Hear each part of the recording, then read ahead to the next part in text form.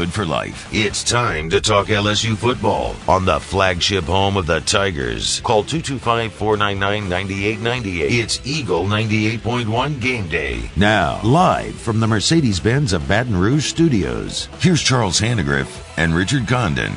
A night filled with big plays as LSU moves 2-1 on the season with a 49-21 win over Central Michigan. Good evening, everybody. I'm Charles Hanagriff along with Richard Condon. The LSU Tigers picked up the pace in their second win of the season, a week after meandering through a sort of a lethargic win over an outmanned McNeese State team. The Tigers came out and really from the very beginning showed that they had no interest in allowing a Central Michigan team that was nearly a 3-touchdown underdog hang around the way they had against Missouri just 2 weeks ago. It was less than 3.5 minutes into the game when LSU was up 7-0. It was less than 2 minutes later they were up 14-0. Then at 21-7, 28-7, 35-7, we saw some freshmen emerge. Some of the big, highlight players from the class really have some nice games tonight to come out. But mostly it was about big plays. Max Johnson, who threw for 372 yards and 5 touchdowns on this night, came out through a 28-yard touchdown pass to Deion Smith, the 4-star from Jackson, Mississippi. He threw another 40-yard touchdown to Smith later in the first half. Andre Anthony with a 33-yard fumble return after a big hit from Derek Stingley. Malik Neighbors, the 4-star out of Youngsville, had his first catch as a Tiger. Jack Besh continues a strong start to his freshman season. The 4-star from Lafayette had 5 catches tonight, including 2 big plays on a 92-yard drive that took only 45 seconds. Brian Thomas, the 4-star from Walker, with a couple of catches tonight for 50 yards. And you could start to see very early on that LSU's explosiveness was going to be more than Central Michigan could handle. The bad plays were few and far between tonight for LSU. You had a misread on a crossing route. Johnson ended up throwing a pick six there. You had a coverage bust in the first half that resulted in a 78-yard touchdown, but that was the exception, not the rule. One of the concerns going into this game was LSU's percentage on third down, only 32% going in. 2 weeks ago, Missouri was held to 1 of 11 on third down against these same Central Michigan Chippewas. LSU was 6 of 11 on third down tonight. Pace. That's kind of my word for the night. Pace. LSU, even though they had the ball 6 minutes less overall than Central Michigan, was able to run 62 plays in 27 minutes worth. And you saw a little bit more pep in the step. It just looked like a whole lot more crisp of a start and a flow and a pace to this game than you had a week ago. It was not perfect, but though the game was put away by halftime, we did see the LSU running game struggle yet again with only 3.5 yards per carry. But we saw some things out of Corey Kiner that suggested that maybe his time is going to increase and his future is very bright. The 26-yard run that was his longest of the night was an excellent example of the kind of talent that this guy's got. So, again, you got I just named half a dozen players that you noticed tonight, freshmen that made plays, and I'm not even counting Garrett Dellinger, who's the very promising freshman lineman that missed most of camp. So all of those things were in the good category.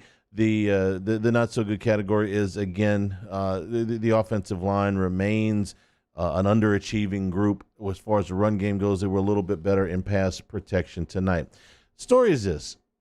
Tonight wasn't likely to change anybody's mind with what they think about this current version of LSU. They're still a team that lost to UCLA, a UCLA team that's 2 scores down to Fresno State at the half right now.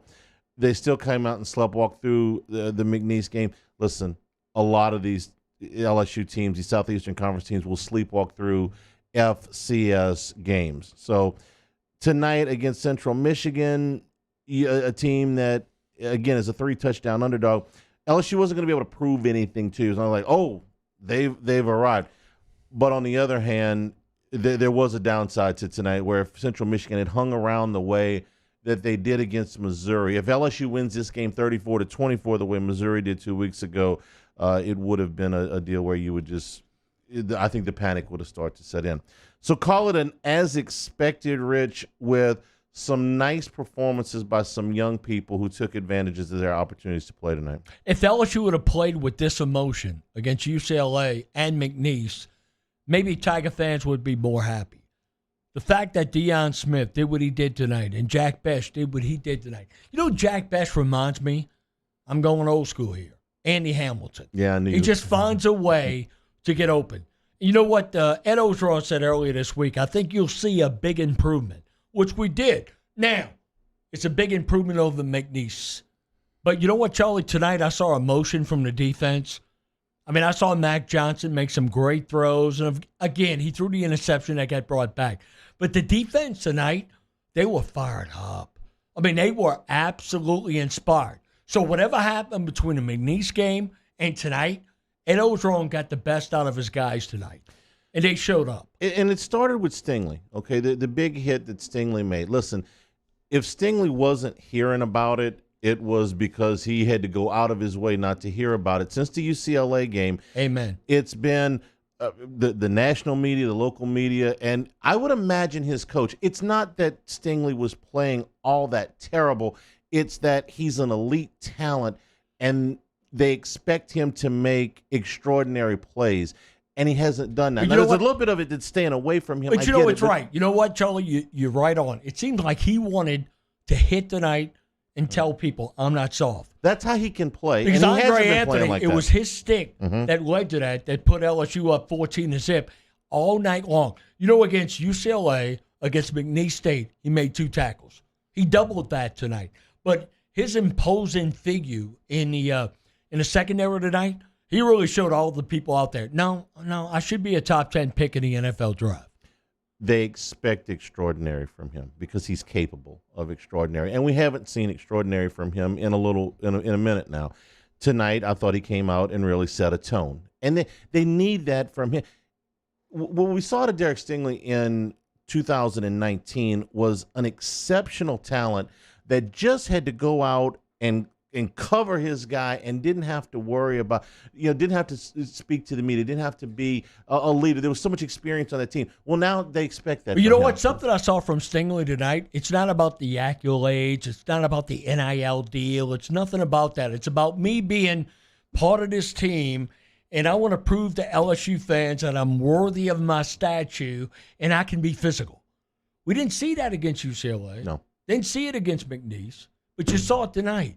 And you know what? Everybody's critical of, Stingley, but tonight, that guy earned it. And that guy earned all the accolades and all the expectations at the next level. He did tonight. LSU wins it by a score of 49-21. Max Johnson, 26 of 35, 372, 5 touchdowns, and the 1 pick on the misread. My thoughts about Johnson so far is that he has played okay. He has been hindered by the fact that LSU's run game has mostly struggled, although kind of gave him a little bit of a spark tonight. And only the first quarterback in 15 years in the SEC to throw at least 3 touchdown passes in his first 5 starts. Yeah, and the first one in LSU history. And that number, when you look at it, you say, okay, what exactly? I'm saying he's playing okay, and then they throw this number out, which is sort of a historic number, and I'm like, damn, Charlie, what are you expecting out of this kid? Right. Because if you're expecting him to be 2019 Joe Burrow, that's not really fair. So the kid has played, I really probably better than I have given him credit for, maybe better than the fan base as a whole has. But Charlie, after 3 games, you saw where he struggled against UCLA. You saw what McNeese, whatever. Let's call that a push. And I know Central Michigan. That's a step up over McNeese State. It is. So tonight, I know the pick, he had it, they returned it. But overall, don't you think he's made great improvement since the UCLA game? Again, the competition But still, the numbers are the numbers. I feel good about it because I watched him go into Gainesville last year. Watched him in a shootout against Ole Miss. If I didn't have that, if I was basing all of my evaluations of Max Johnson on games against McNeese in Central Michigan, well, that's not really fair either. That's the other way. No, he can back it up because I've seen him go on the road in the conference. I mean, that was a big time win at Florida. Difficult place to go in and win, as Alabama found out this afternoon. 499-9898 is the number to call. Glad that you're with us. We got some late football on. We'll keep you up to date on that, and we'll take your phone calls. Tigers win at 49-21. This is Eagle 98.1 Game Day. Do you have or have you had COVID-19? Antibody screening or rapid molecular testing can tell you. Lake Urgent Care Lake After Hours offers both with results from molecular testing in minutes. Learn more at lakeurgentcare.com. I've been doing business with Luba for 25 years. They're dependable, trustworthy. It's just the attention to detail with our clients. Our folks have years and years of experience. They're highly trained professionals, but many companies have that asset. What I'd like to think makes Luba a bit different is that we use those talents in a way that truly is dedicated to serving the needs of the folks who depend on us. During these challenging times, we know your healthcare needs don't stop. Cancer, accidents, injuries, and heart disease are relentless. So we are relentlessly innovating to keep you safe, both virtually and in person, connecting you with providers remotely, advancing clinical spaces, providing rapid and accurate testing, social distancing, and certified cleaning protocols. We are Auctioner, and we will not slow down. Auctioner Health, innovating healthcare. At All-Star Toyota, you get it all. If you're in the market for an all-new Toyota vehicle, come see our friendly and knowledgeable sales team at All-Star Toyota. Located in Baton Rouge at the corner of Airline and Goodwood, we've been serving our community since 2005 by offering a large selection of new Toyota cars, trucks, and SUVs. Get behind the wheel of your dream car and take a test drive at All-Star Toyota today. Are you a licensed contractor? There's lots of good contractors in Louisiana doing work the right way, but unfortunately, too many unlicensed contractors are working outside the licensing requirements. Working as a contractor in Louisiana requires a license for the company doing the work. The Louisiana State Licensing Board for Contractors wants to help you get licensed to allow you to conduct work legally. It's not difficult to get the license. We can help you. Go to lacontractor.org for more information. Licensed contractors, it's the law. Gulf Coast Office Products is a nationally recognized Savin office equipment dealer based right here in Louisiana. Over 100 employees strong, Gulf Coast has the boots on the ground to support all vertical markets, from education, engineering, legal, and finance. With the latest in office technology, from desktop to production segment units, Gulf Coast and Savin have the perfect fit for you. Call 225-756-2644. That's 756-2644 for Gulf Coast Office Products. ServiceMaster Elite create clean, disinfected work environments. As a local business, we take pride in serving the New Orleans and Baton Rouge areas. Our cleaning protocols follow CDC and OSHA standards for healthcare settings, offices, senior living, restaurants, and industrial plants. Contact ServiceMaster Elite to get your operation ready for reopening with germ disinfection cleaning. ServiceMaster Elite, the trusted choice in professional cleaning since 1996. It's no secret, the best oysters in Baton Rouge are at Jolie Pearl Oyster Bar. Enjoy mouth-watering South Louisiana flavor and oysters from all over the country. And don't forget our nightly drink specials.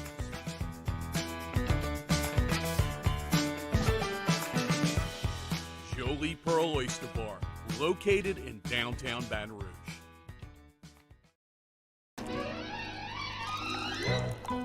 Le posso offrire un caffè? Le posso offrire un caffè? Andiamo insieme da me, non c'è.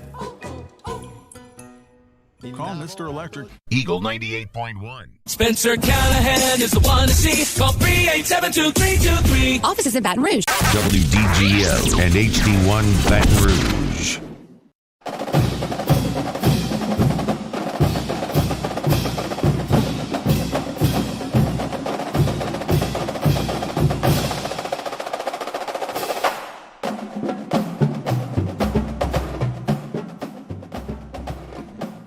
Eagle 98.1 game day. LSU wins it by a score of 49-21. 499-9898 is the number to call. Ray in Opelousas gets us started. Ray, welcome into the show. Hey, guys. How y'all doing? Hey, Ray. How are you? Thanks for taking the call. I really thought the defense played a lot different than the last couple of weeks. And I want to know what y'all think about that. And also, is it the SEC versus the world or what tonight, guys? I mean, I'm watching this with Memphis and Mississippi State, and I don't know, man. I'll hang up and hear your comments on that, but thank you. All right. Let me start with Stingley in the defense. This is a good number. I appreciate Todd Police for giving me this one. He's been targeted 3 times in 2 games. So there's not a lot of opportunities for him to make. In 2019, 94 targets, okay, in 15 games. So, roughly 6 a game. It was right at 6 a game. Last year, 30 targets I don't think he played 10 games last year. I think he played 7. But so let's say it went down from 6 to 3 or 4. And now it's down to almost nothing, okay? And you've seen a number of plays made by Eli Ricks because he does get, more balls thrown in his direction. So that does explain part of it. But again, he goes out and he makes a couple of big licks early. And I thought it set a tone. But you know what, Charlie? If you're in Tiger Stadium, you can't see it. But if you sit home tonight and you watch it, when he made a tackle, he looked at the guy. Yeah. Little attitude. He hugged his DBs. He's kind of like a team guy. And I think, you know what? A lot of the criticism that Stingley takes is unwarranted. But tonight he showed up and said, look, all the people out there who say I'm not physical enough, I'm not a teamer, it's all about me. Right. I think he disproved that tonight, at least one game. As far as the SEC against the world stuff, there is outside of the Southeast, and even in the Southeast, if you're in the ACC country, if you're on the Atlantic Seaboard, there is an SEC fatigue out there. There's no question. And so you get a game like Penn State and Auburn, and it's like, if you're not in SEC country, you're probably rooting for Penn State. Okay, that's how it is. It used to be like that. We used to have Big Ten fatigue when it seemed like no matter what Michigan did, they got the benefit of the doubt, or Wisconsin or Ohio State, obviously. Yeah, there is an SEC fatigue. If you're not emotionally invested into one of those teams, you're probably rooting against the league. It's like rooting against the Yankees, rooting against the Cowboys, rooting against the Patriots. The league has been so good for so long that if you have an opportunity to knock them off,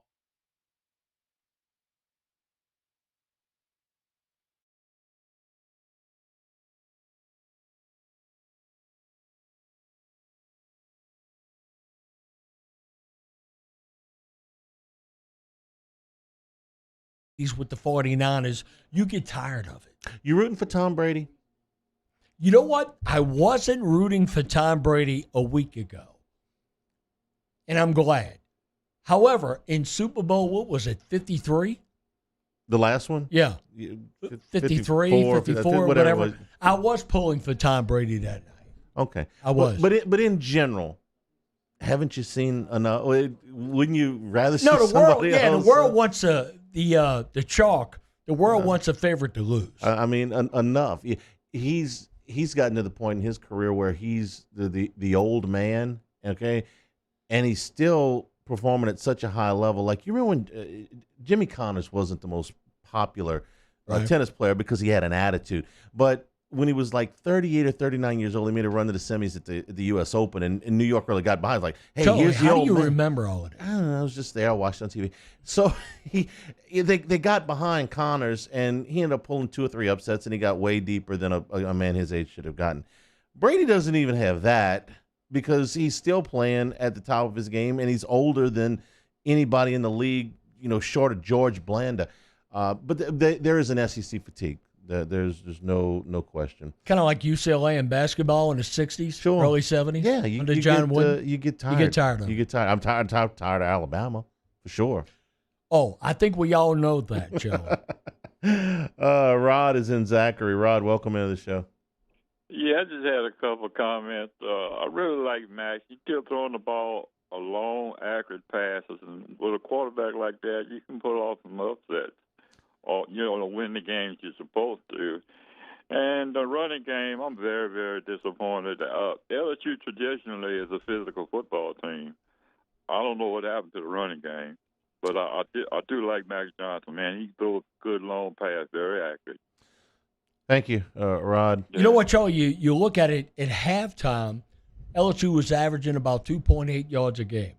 And then, of course, Condon comes in, and he goes, 74 yards on 12 carries. So it upped it to 3.7 at the end of the game. But overall, no. I mean, the call is spot on. UCLA, McNeese, and now, you talk about Central Michigan. If you can't run against those three, forget about Mississippi State. Their defense is a little up in the air. But when you get into the meat, when you go Auburn, you go Florida, you go Alabama, is Mac Johnson, is that offensive line as weak as it is? How do you run the football? And if you can't run the football, then they're just going to bring people. Yeah, I guess the rebuttal would be tonight. Yeah, they didn't run the football in the first half. I think it was 28 yards at halftime. But Johnson threw for 280, and you're ahead 35-7. And so you do that, and you say, well, what else? A 4-touchdown lead and 280 yards through the air and 4 touchdowns, that's pretty good. That should be enough. So it's like now I have to get my 35 points in a manner that pleases you. No, the points are the points, whether you run it in or you throw it. But I do think that balance that they don't really have right now is going to be a problem for them against all those teams you talked about. Hey, Joe, let me ask you this. So you're in bumper to bumper. Well, probably not tonight. But you're driving home right now. You and a wife, whatever. You were sitting in Tiger Stadium. You left after halftime of the third quarter. You went to L.A., even if you didn't, but you watched the game on TV. You went to Tiger Stadium, even if you didn't, you watched it on TV. Your impression? My impression is that there are some things that can be fixed and some things that can't. And I think the things that can be fixed is the miscommunications that you had in the secondary. Okay, you had way more against UCLA. You had one tonight. All right, I think that can be fixed. I think that the emergence, it's why I led with it, okay? Deion Smith, Corey Condon, Jack Besh, Brian Thomas got a couple of catches tonight. Malik Neighbors got on the field after missing some time at the beginning of the season, okay? All of those guys are, and the reason I gave you their rankings is they were all supposed to be contributors as freshmen. All right, so now you're starting to see that. These guys can make plays that can change an entire game. So are those players going to be way better in November than they are in September? Well, I would hope so when they get 7-8 games under their belt. The offensive line is not something that I think can be fixed inside of a season. You know what that means? You're going to have to get a big play. Yeah. You got to get a big play. Right. You're not going to just sit here and drive, 8 plays, 80 Against yards. Against UCLA, your biggest play was 45 yards. Against McNeese, a 24-yard reception by Jack Besh. And then tonight, you got a bunch of big plays. This offensive line is not going to allow you to drive the football down the field. Not against SEC teams. And you got, you got some special wide receivers, especially freshmen. We talk about them. But unless this team gets big plays, I don't know how they continue to, they're not going to wear anybody down, especially in SEC play. Right. You got to get big wins. 499-9898 is the number to call. Tigers win at 49-21. This is Eagle 98.1 Game Day. Do you have or have you had COVID-19? Antibody screening or rapid molecular testing can tell you. Lake Urgent Care Lake After Hours offers both with results from molecular testing in minutes. Learn more at lakeurgentcare.com. I've been doing business with Luba for 25 years.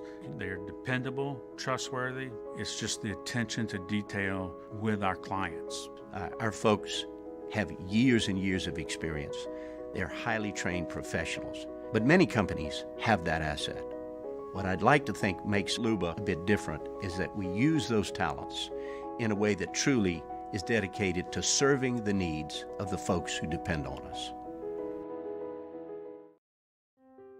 To the heroes who are working tirelessly to care for our communities, we thank you.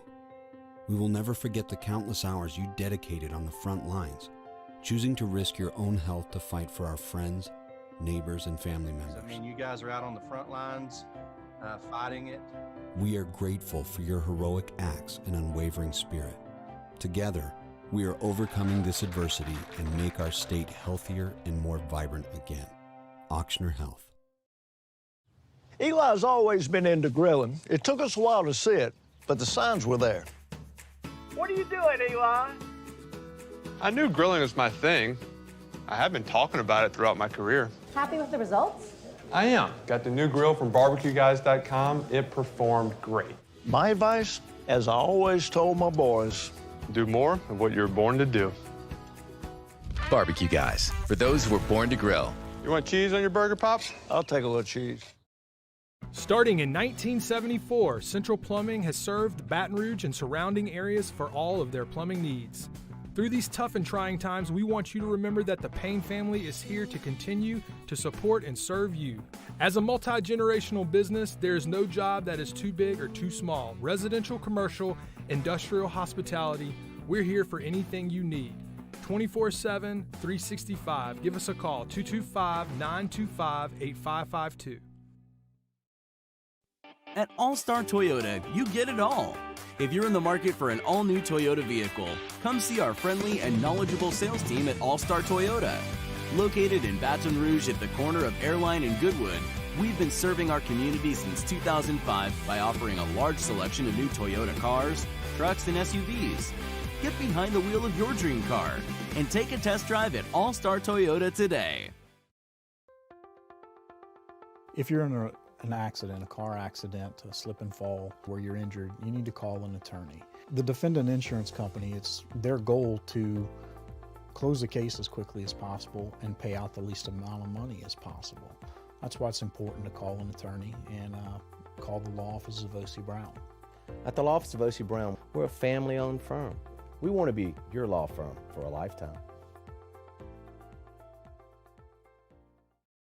Gulf Coast Bank and Trust is giving our customers the power to bank anywhere, anytime during this challenging event. And we're right there with you. Our mobile banking app is a smart way to manage your money and time.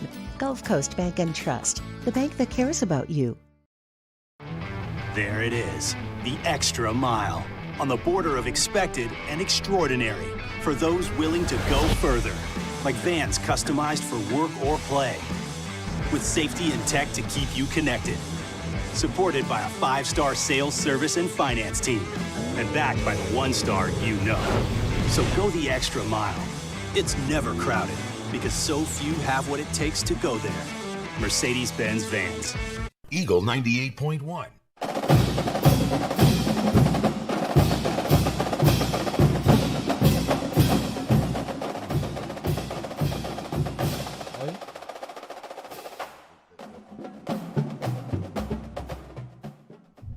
Eagle 98.1 game day.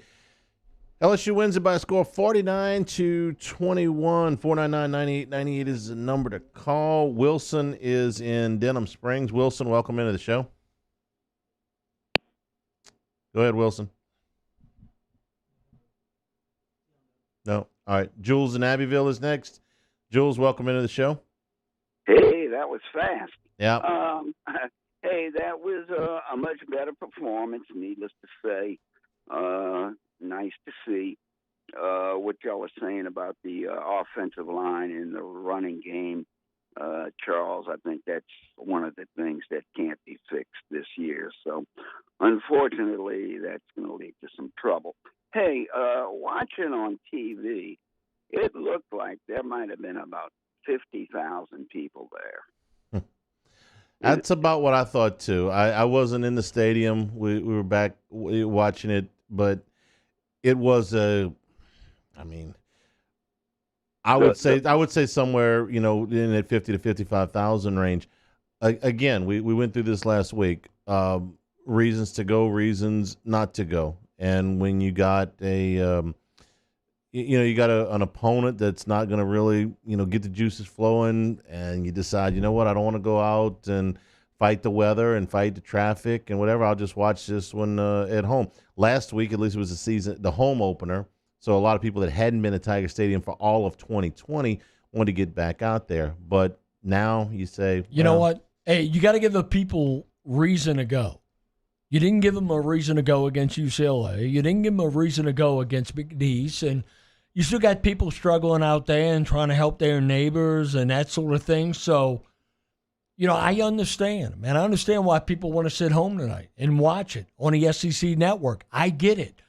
You got to give people a reason to go. And up to this point tonight, now, again, people out there are going, well, you know what? Maybe it is this game. We had to go to Houston and get ready for UCLA. We flew out there. McNeese, it's kind of difficult for the guys to get ready for that. Mm-hmm. Okay. And then tonight, it's like, well, let me see what they do tonight, and then I'll see what I want to do. Am I going to sell my tickets? Am I going to go to the game and buy individual game tickets? So I think tonight's game, Charlie, motivated people to do it. But after what they did not do against McNeese State, if you're up in the air and you're trying to help family members after Ida and what's going on out there, they didn't do anything in the first two games to motivate me if I was on the edge. You have all of those things in play, and the hurricane, and then you have to be vaccinated. And some people that's a deal breaker for some. That's a lot of factors that go into it. And then look, let's not forget against McNeese State. And look, this is something that's never been done before. LSU had to implement testing on campus to prove that you were negative, to prove you had the vaccine, and they had issues last week. And maybe people don't want to go through that again. And again, I'm not pointing the finger at LSU. That's something that no university ever thought. How do you come up with a plan to be able to do that? But I get it. If people went last week, they wasn't impressed. They didn't want to go back, and they're still trying to recover. Hey, it's understandable. I've never once on the SEC network tonight, Charlie, looked in the stands and go, wow, how come nobody went? I get it. Everything everybody's dealing with right now, I understand. Jules, thank you for the call. Appreciate it. Now, Ronnie in Baker is next. Ronnie, welcome into the show. What's up, fellas? Hey, Ronnie. Hey, Ronnie, how are you? Look, hey, bro. Condon, my boy. Well, you're the best. Look, man, what you just said, a lot of stadiums, they're not doing what we do. So you have more people in the stands. But on another note, we need to get the ball to Jack Besh more often and to Corey Connor. That's it. Hey, Ronnie, first off, if Corey Connor doesn't get 12 carries in the second half, the average yards per rush would look really bad. And Jack dude is a beast. No, he is. But you know what? Jack Besh, he's a stud. Do you know initially at St. Thomas More's senior year, the only school who offered him was Vanderbilt? And LSU stood in there and they brought him in. I mean, that kid, you know what's good about Jack Besh is kind of like his pedigree. And here he catches the football, but also what he does, if the ball's not thrown to him, he'll go down the field and block. I mean, that's special, right, man. That's special. That's right. It reminds me of Michael Clayton back in the days. Michael Clayton was the same way, bro. If he didn't get a pass on team player, he was busting our ass. Ronnie, we appreciate the call. Thanks a lot. That's probably the area that I feel the most better about since the opener, because going in there, it was like, okay, you got Keyshawn Boutte, and then what? Who's the next best guy? Is it going to be one of the freshmen? Is it going to be one of the veterans? And now you look at it and you go, hey, Deion Smith, this guy is a game breaker. Jack Besh, this guy's going to catch anything that is within a 6-foot radius.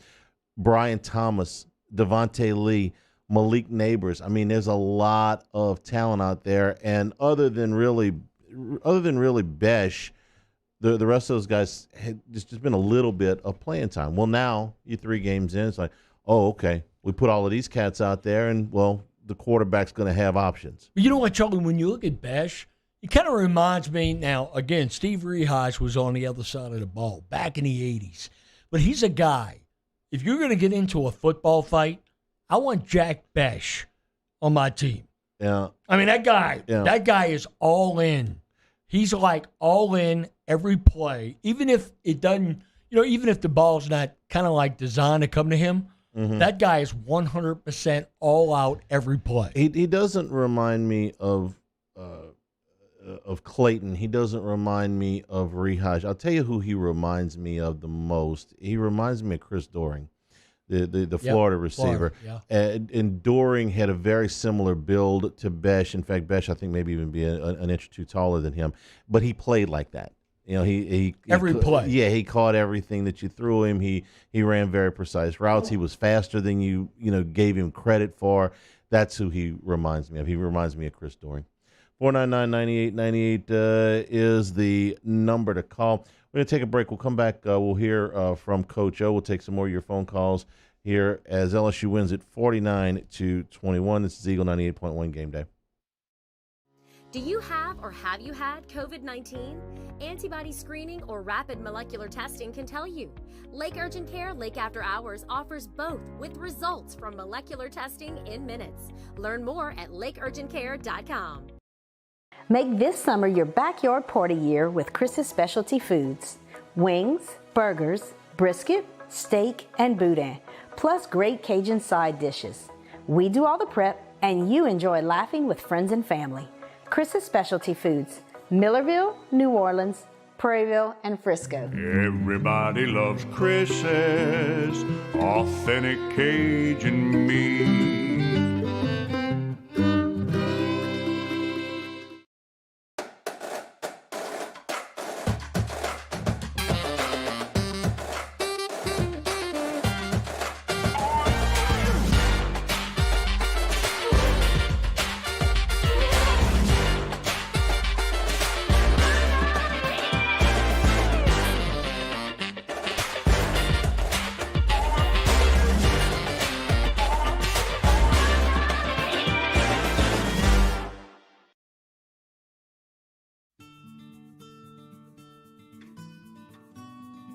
This is a house call.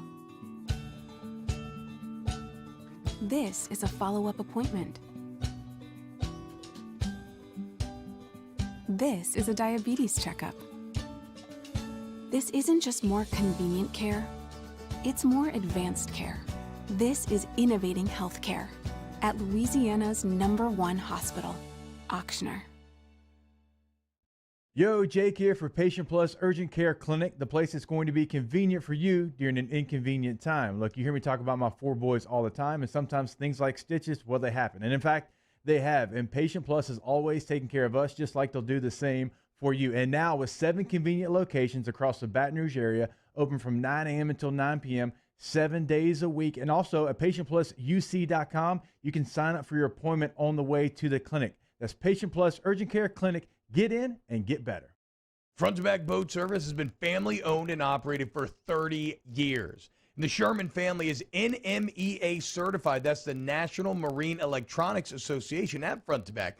They are committed to improving the safety and technology of marine electronics through installer training, interface standards. And look, the fall and the winter, it's the perfect time to do that yearly maintenance you've been putting off. Get those parts you've been wanting. So schedule your appointment today at Front to Back, North Airway off of Airline Highway. At All-Star Toyota, you get it all. If you're in the market for an all-new Toyota vehicle, come see our friendly and knowledgeable sales team at All-Star Toyota. Located in Baton Rouge at the corner of Airline and Goodwood, we've been serving our community since 2005 by offering a large selection of new Toyota cars, trucks, and SUVs. Get behind the wheel of your dream car and take a test drive at All-Star Toyota today. Are you a licensed contractor? There's lots of good contractors in Louisiana doing work the right way, but unfortunately, too many unlicensed contractors are working outside the licensing requirements. Working as a contractor in Louisiana requires a license for the company doing the work. The Louisiana State Licensing Board for Contractors wants to help you get licensed to allow you to conduct work legally. It's not difficult to get the license. We can help you. Go to lacontractor.org for more information. Licensed contractors, it's the law. If home is where the heart is, a roof is a shield. That's why for over 25 years, South Louisiana always turns to Garcia Roofing and Sheet Metal. For more information, Eagle 98.1.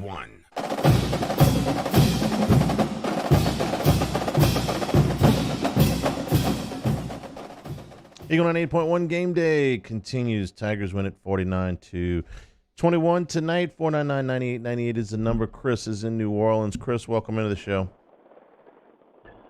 Hey, guys. I'm sorry, but LSU has not shown anything that leads me to believe that we can handle SEC play, and we're failing not just athletically, but academically. Richard, I think you'd get a kick out of this. True or false, an absolute necessity for human survival is art. Our school is saying that it's true. That's what they're saying now, that art is an absolute necessity for life. Is this what we're teaching our kids at LSU? I'll hang up and listen. Charlie, you got to help me with that. Did he say art? Art. Like is an easel set up here in the studio, and I got a brush? Yeah. I'm trying to figure this out. He kind of lost me a little bit, too. I will say, though, that the losing multiple kids to academics and multiple kids to team policy, it's old, okay?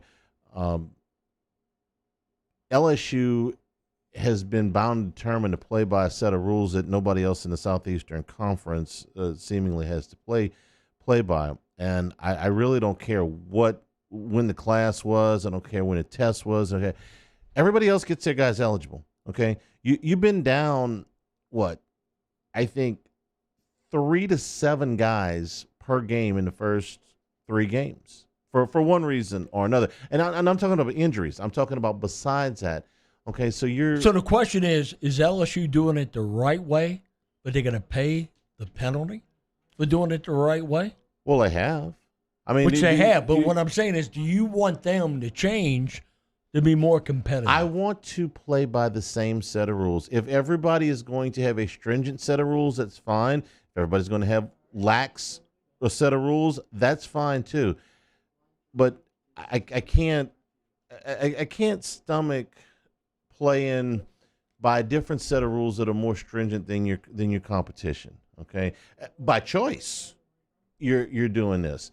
It's hard enough to win. So let's just.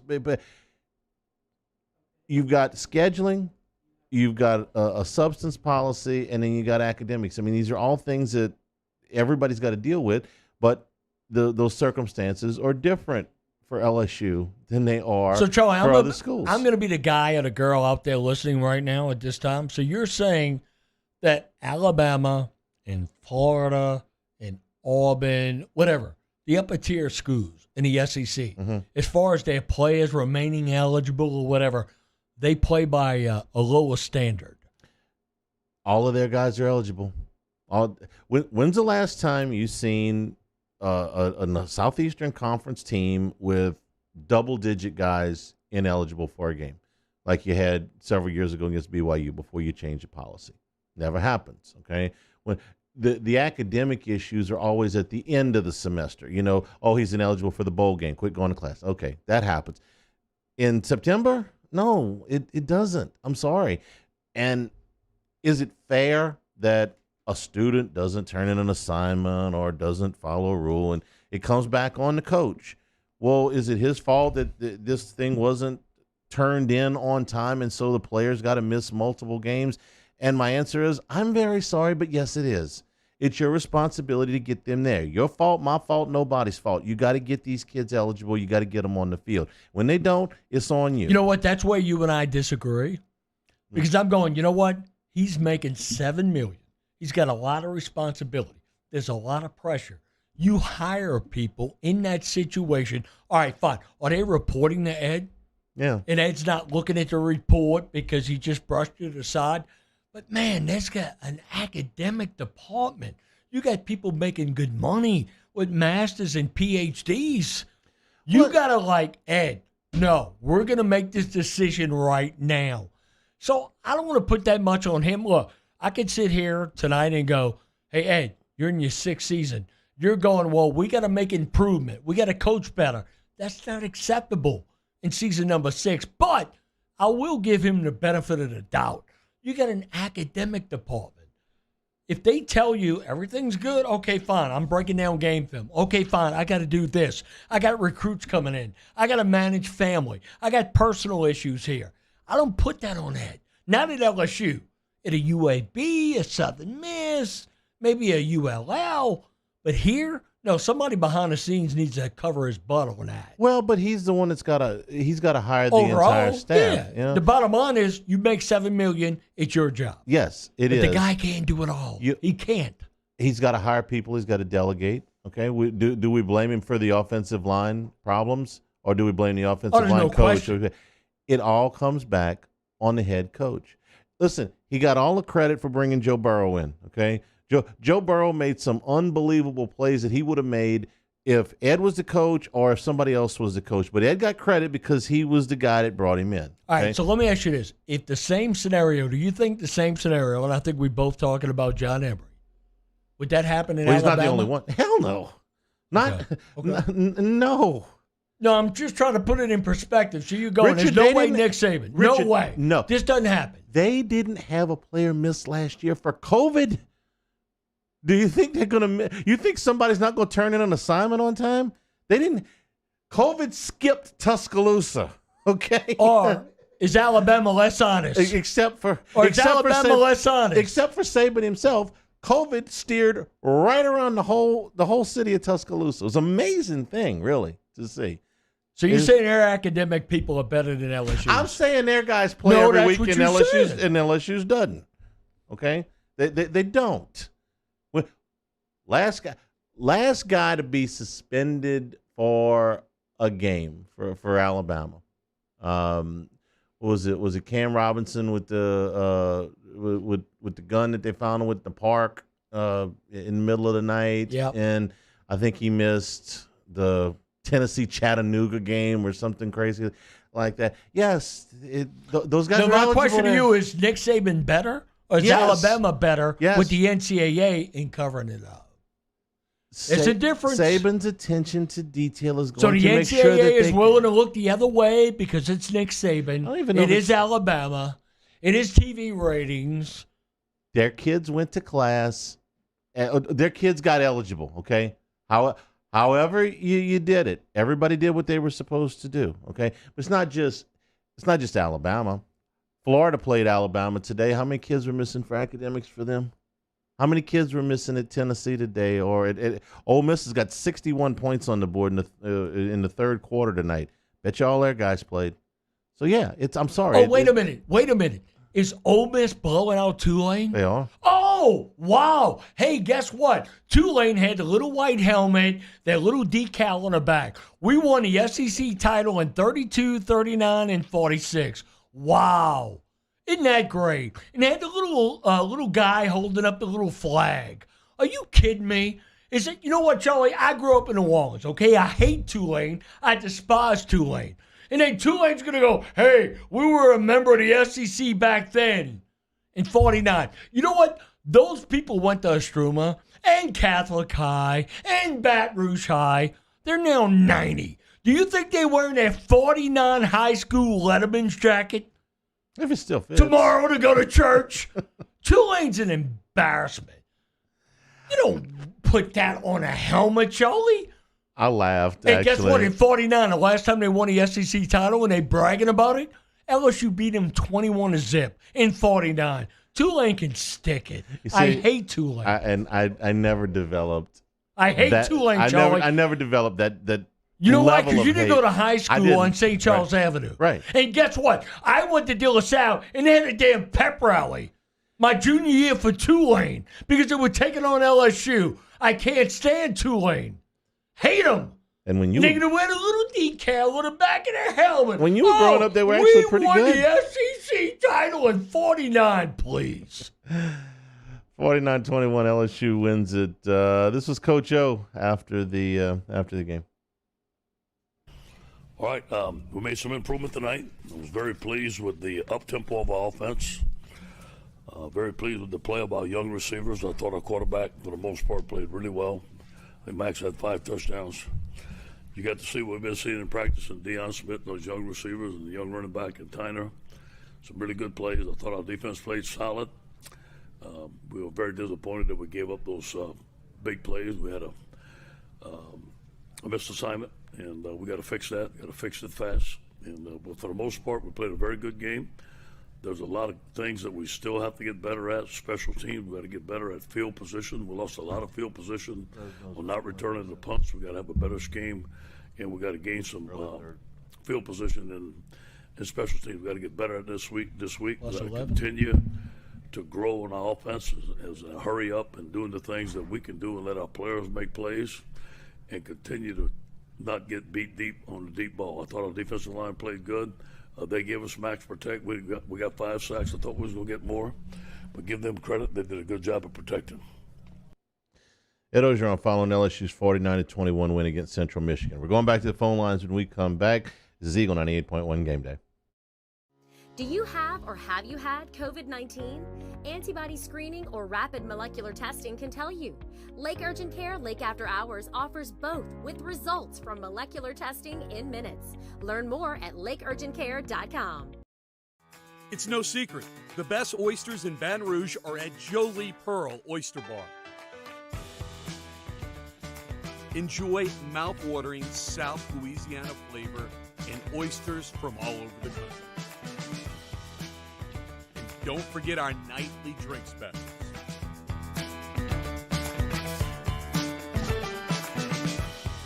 Jolie Pearl Oyster Bar, located in downtown Baton Rouge. Gulf Coast Office Products is a nationally recognized Savin office equipment dealer based right here in Louisiana. Over 100 employees strong, Gulf Coast has the boots on the ground to support all vertical markets, from education, engineering, legal, and finance. With the latest in office technology, from desktop to production segment units, Gulf Coast and Savin have the perfect fit for you. Call 225-756-2644. That's 756-2644 for Gulf Coast Office Products. ServiceMaster Elite create clean, disinfected work environments. As a local business, we take pride in serving the New Orleans and Baton Rouge areas. Our cleaning protocols follow CDC and OSHA standards for healthcare settings, offices, senior living, restaurants, and industrial plants. Contact ServiceMaster Elite to get your operation ready for reopening with germ disinfection cleaning. ServiceMaster Elite, the trusted choice in professional cleaning since 1996. This isn't just another day. It's so much more. Kelly's life was put on hold when her auctioneer primary care doctor discovered a rare blood disorder. Her doctor connected her to an auctioneer care team of cancer, heart, and kidney specialists. With multiple primary care locations around Baton Rouge, same-day appointments, and online scheduling, we're relentless about keeping you healthy. Auctioneer Baton Rouge, innovating healthcare for Kelly. I've been doing business with Luba for 25 years. They're dependable, trustworthy. It's just the attention to detail with our clients. Our folks have years and years of experience. They're highly trained professionals, but many companies have that asset. What I'd like to think makes Luba a bit different is that we use those talents in a way that truly is dedicated to serving the needs of the folks who depend on us. Eli's always been into grilling. It took us a while to see it, but the signs were there. What are you doing, Eli? I knew grilling was my thing. I have been talking about it throughout my career. Happy with the results? I am. Got the new grill from barbecueguys.com. It performed great. My advice, as I always told my boys, do more of what you're born to do. Barbecue Guys, for those who were born to grill. You want cheese on your burger, Pops? I'll take a little cheese. Starting in 1974, Central Plumbing has served Baton Rouge and surrounding areas for all of their plumbing needs. Through these tough and trying times, we want you to remember that the Payne family is here to continue to support and serve you. As a multi-generational business, there is no job that is too big or too small. Residential, commercial, industrial, hospitality, we're here for anything you need.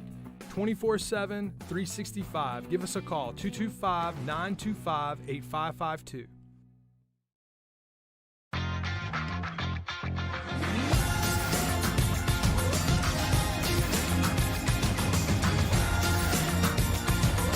Eagle 98.1.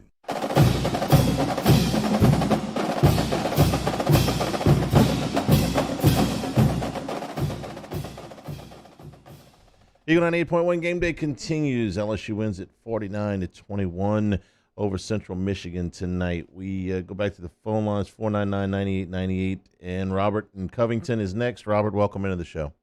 Hey, thanks, guys. First-time listener. Just moved back to Louisiana after 31 years in the Army. Retired colonel. I love LSU. Thank you for your service. Thanks, brother. I've watched them all over the world. Optimistically, I think, we did win a national championship in 2019, and then comparatively, Nick Saban, Joe Biden. I don't know the way that Nick Saban runs Alabama, but I can assure you that it's a tight ship, and he knows everything about everything that's going on with no deviation whatsoever. I assure you he's probably type A personality, where Coach O just doesn't come across to me being that way. And then one other thing, and I'll get off, the game, the numbers, I just think from everybody that I've talked to that I live in Covington, a lot of people are like, I'm not going to the game because they refuse to get the vaccine. And I'm one of those too. I'm just, I know you got to do what you got to do, but it's like I'm not going to the games this year because of that. So anyway, thanks, guys. Thank you, Robert. It's a deal breaker for some people. Well, I understand on campus, you can go and they can check you and that sort of thing. Charlie, for me personally, I watch games at home, but I'm not vaccinated. I will not get vaccinated, and because I believe in natural, immunity and whatever, and I know my opinion is not good for everybody, but I get what he's saying. Maybe certain people, look, I don't want to get in line. I don't have to prove that I'm COVID negative. I don't want to have to show that I'm vaccinated, that sort of thing, but I get it. I understand. I understand where it's coming from. You have that. You have the hurricane. You have the slow start. You didn't have terrific weather today. It's a little bit of everything, but is that the number one thing keeping people away? Maybe. It would be hard for me to say it's definitely that, having that they lost to UCLA. I'll say that if they had beaten UCLA and you had this, I would say, well, definitely it's. But y'all, let me ask you this: since 1893, when LSU football played that first season, and again, I can't give y'all the history of what was going on, the yellow fever, the bubonic plague, whatever. But can you ever remember another time where you had more reason, if you wanted to, not to go? You got the performance, you got COVID, you got the hurricane. Really, we go back to last season and they had issues, that sort of thing, with COVID. But everything going on right now, I don't think there's ever been a time in the history of LSU football where you had more reasons to say, well, I'm going to sit this one out. Well, I'm going to stay at home. I'm not going. There's never been a pandemic. The combination of it all. No, there's never been that. 499-9898 is the number. Rex is in Baton Rouge. Rex, welcome into the show. Yeah, I'm a 66 LSU grad, so I've got a long memory of a number of coaches and teams. Let's go back to Burrow's performance and talk about the offensive line. They didn't exactly ram the run game down people under Burrow's team either. They used the pass to set up the run, play selection, pass, run, pass, kept everybody off balance. They never rammed it down anybody's throat on the ground game, for sure, even though they had a arguably better offensive line than the one they've got today. So I'm not so sure that if they just have a judicial mix of play calling, that can't be rectified or go can't be gone a long way to rectify. But just to use a judicial use of play calling, selected to keep everybody off balance. Well, hey, Charlie, did Ray say he graduated from LSU in '66? He did. Rex. Hey, Rex, 5-4-1 your senior year. That had to be somewhat disappointing, huh? Well, to say the least. But look, I suffered through Charlie Mack. Okay, I can remember one time when I was talking to Doug Morrow in front of the library after we had a loss to Ole Miss up at Ole Miss, and Joe Lobruzzo had a punt return called back for a touchdown. But the point is, they were playing 11 in the box on the 50-yard line, and I said to Doug, Doug, why don't they just have somebody I don't care if there's a receiver downfield, just drop back and throw the pass 70 yards just so they know we've got the capability. And Doug, I'll never forget, he was wearing a blue and white striped Gant shirt, tan chinos, and brown hush puppies. He took a step forward, put his right hand on my left shoulder, and he said, Rex, you don't even understand. We don't even have a drop back pass in the playbook. Thank you, Rex. I appreciate the call. I wouldn't classify Charlie McClendon as suffering. It's more of a term that I would relate to Curly Hallman. Okay, I'm not going to tell you that Joe Burrow didn't help that offensive line out an awful lot in 2019 with some of the plays that he made and some of the play concept the way it was. But I can't tell you, I can't agree with the fact they didn't run the ball right down people's throats. Edwards-Helaire averaged 6.5 yards a carry. Okay, that's jamming it down people's throat. He averaged almost 100 yards a game for 15 games. LSU averaged 5 yards a carry as a team, and that's after you take out the quarterback sacks. So, no, I'm sorry. And Burrow was great and won the Heisman. All that. They ran the football really well most of the 2019 season. And did they jam it down somebody's throat? Well, the last play of the Alabama game before they went into the victory formation was Edwards-Helaire and that offensive line pushing Alabama 10 yards to get the last first down to put the game away. So I can't agree with him that running game wasn't top flight. It got overshadowed because Burrow was so good, maybe. I'll buy that. But they ran the football really well in 19. I mean, they ran the football well when they needed to. Like you said, with Helaire. But right now, Charlie, LSU doesn't have a dominant running back. No. They just don't. I mean, Emory, God bless him, whatever's going on academically, and if he's going to play this year, I don't know. Kiner tonight, 12 carries, 75 yards, touchdown. He looked good. But you would think right now for LSU to give the quarterback an opportunity. To give the defense something else to worry about. They just don't have it right now when it comes to the running game. Now, in the first half, they averaged like 2.8 yards a carry. Kind of came in, did what he had to do in the second half. So I think they finished at like 3.5, 3.8. But still, the offensive line, they don't have a running game right now. They just don't. Now, even if Emory comes back, is he going to have the gaps? Is he going to have the space? I don't know. Yeah, I'm of the opinion that the running game problems have a lot less to do with the running backs than they do with the offensive line. So when you get into SEC play and you're going against a defensive front, State, Florida, Alabama, go down the list, Auburn, what are they going to do?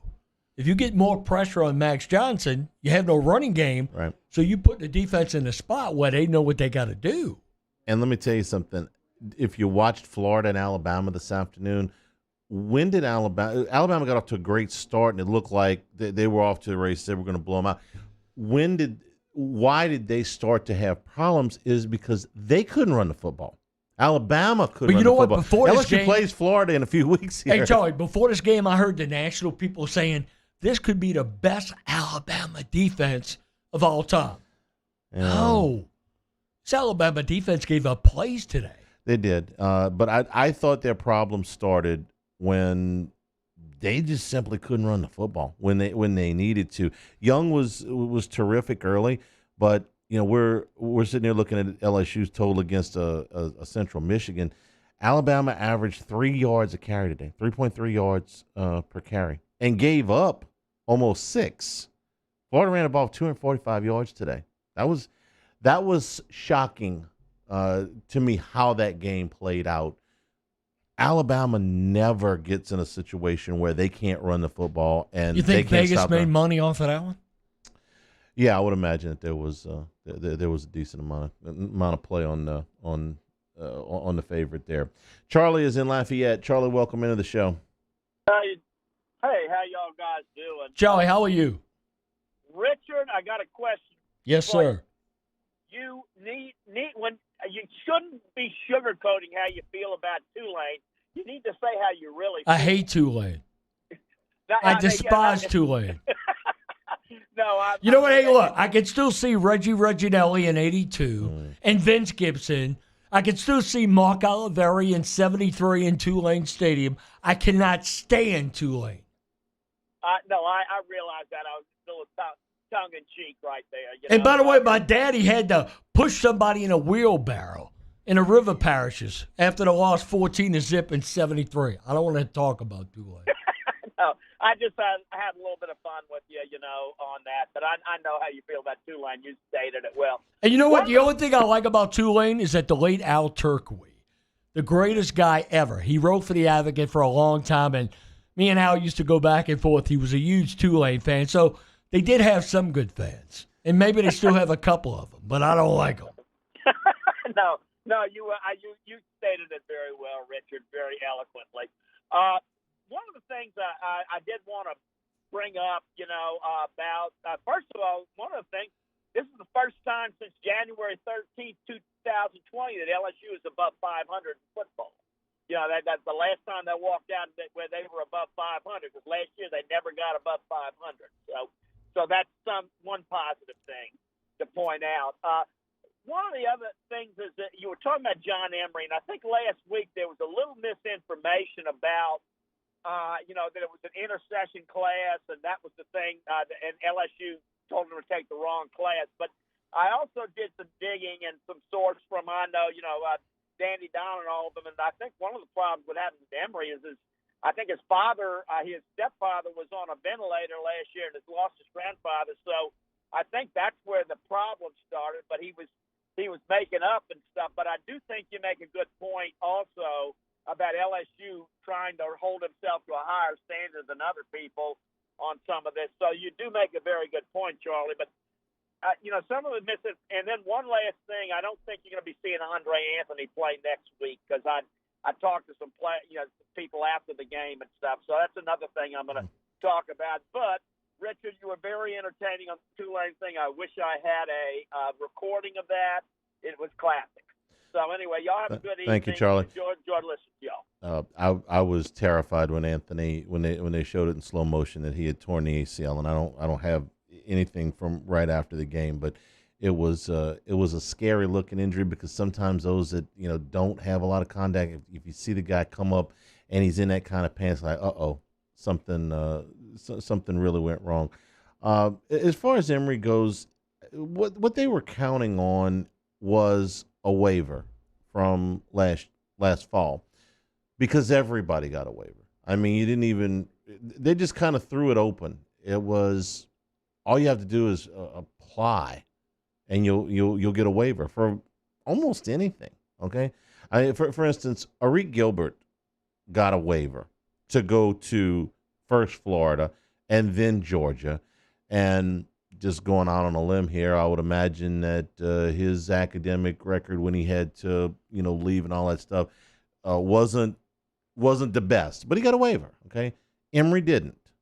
Now, whose fault is that? I don't know if it's the NCAA or the administration or whatever. All I know, doesn't happen anywhere else. They ain't a Southeastern Conference team down a starting running back or co-starting running back, whatever you want to say, because of that. Just LSU. Well, you know what? Hey, a week before the game, okay. After the summer session, okay. Friday, before the season opener, they had to know that this was in play. They knew how many hours he passed last fall, right? So maybe they were they were counting on the waiver just to be a formality, and I can understand why they would have thought that it was a formality for everybody else. Well, Charlie, you know what? Coach O a week ago was asked about it. So my question to you is, does it play out? I know he hired an attorney. I get it. Kirsten Fulton, he had the same attorney, right? Okay, Don fine. Jackson, yeah. So do you think Emory plays this season? Yeah, I do. I do. I think they will probably get this thing turned around. I thought the Fulton situation was a lot more difficult to unravel. I was surprised that they won that appeal because I thought they had a case that Fulton had tried to falsify a drug test, and so the penalty for falsifying the test had to be, by definition, more than what it would be if you had just taken the test and failed it. Trying to circumvent it was a more strenuous penalty, and he got that turned around, which I thought Jackson earned his money. Okay, so this situation I think is easier to unravel than that one was. I'm not telling you it's a done deal, but if you're asking me my opinion, yes, Jackson will get him. I mean, the average fan right now is saying it's not a good look. It's not. I mean, it's been 3 weeks, and we could beat it up, and everybody can speculate on Twitter. And no, it didn't happen that way. And I don't know that Emory coming back solves their running game problems either. By the way, well, no, it doesn't matter. He's going to help. You can bring back. Hey, you can bring back Herschel Walker, Bo Jackson, Emmitt Smith. With the offensive line they have right now, it doesn't matter who you put at running back. Hey, you want to bring back Eric Dickinson? You want to bring back Eric him? Dickinson? Yeah, you want to bring him back? No, actually, if I'm bringing back people right now, I want to bring back like Lloyd Cushenberry and Andrew Whitworth, got LSU offensive lineman, Trey Turner. How about Tyler LaFosse? Let's go back to the early 70s. Bring me some offensive linemen back. Shane is in Oregon. Shane, welcome into the show. How y'all guys doing this afternoon? Good. Good. Driving from Oregon to Utah from a rodeo. Just watched the game, and I got a couple personnel questions for you, Hanny. Do you think with Anthony, probably being out, we're going to slide Mason Smith to the defensive end slot? And I know we got Ali Gay coming back, but that guy's just an animal. We got to keep him on the field. And Deion Smith, he looks like a hybrid between Justin Jefferson and Devontae Smith on that crossing route pattern. And then my last one, and I'll leave y'all off the air. What do you think of the two coordinators? I think they're getting better. Pete did a better job tonight, and Jones on the defensive side has been great. Really good the last two games. So just curious y'all's thoughts, and appreciate the call. Hey, Charlie, I got to say this. I've been doing post-game shows since 1988. I don't think I've ever taken a phone call where somebody said he was in Utah driving back from a rodeo. I will say this. I don't know how long post-game shows have been done. JBO, when you and I worked together on 1300, and now here where a guy is calling up driving back from a rodeo in Utah. Well, God bless that. We got a call from this the South. This is the first. Never say never. No, definitely Oregon to Utah. But we got a call from was it Singapore last week, or Japan, Thailand? I forget which. Japan. Yeah. So we got a call from Japan. The internet's a wonderful thing. Okay? So what do you think about this gentleman? His questions. Okay, driving back from the rodeo. Let's start with the Mason Smith. Overwhelmingly, yes. I would like to say we've seen him play a little bit on the outside. I think he can play anywhere. I'm just enamored with this kid. I think he's going to be a superstar. I'm not going out on any big limb. He was a 5-star guy. He was a top recruit in the state. He's supposed to be good, and he is. So if you're going to put him outside, then to generate some pass rush, and the pass rush has been really good. I mean, they lead the country in sacks. Yes, anything that keeps Mason Smith on the field, I'm all for. And yes, I like Deion Smith. I think he's the Justin Jefferson comparison is interesting because he's listed 175 pounds. And when Jefferson got here that first year, I wouldn't be surprised if he was something similar. Jefferson didn't catch a ball that first year. So Smith, is actually playing. And then, of course, he became the great receiver that we saw at the end of his career. So I think that Smith is ahead of where Jefferson was at the same time in their careers. Hey, Charles, what about the linebacker play? Don't you think Baskerville and Clark tonight? Better tonight than it was Than against in week UCLA one. and McNeese. They're still not making as many plays as I would like to see, but better. Certainly better than what you saw in week number one. The other, well, I'm trying to. I should have wrote it down. The other personnel question. He asked about Mason Smith. He asked about Deion Smith, and there was another guy that he asked about, and I'm trying to remember what it was. Give me a second. I'll think of it. But anything that gets Mason Smith on the field, I'm all for. I think the kid's special. So we'll take a break. Come back here with more of your phone calls. LSU a winner tonight by a score of 49-21. This is Eagle 98.1 Game Day. Do you have or have you had COVID-19? Antibody screening or rapid molecular testing can tell you. Lake Urgent Care Lake After Hours offers both with results from molecular testing in minutes. Learn more at lakeurgentcare.com. At All-Star Toyota, you get it all.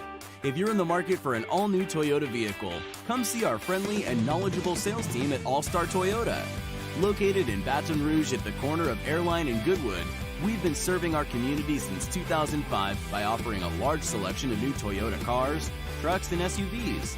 Get behind the wheel of your dream car and take a test drive at All-Star Toyota today. Make this summer your backyard party year with Chris's Specialty Foods.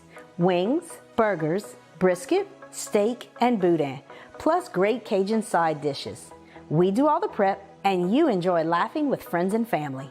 Chris's Specialty Foods, Millerville, New Orleans, Prairieville, and Frisco. Everybody loves Chris's authentic Cajun meat.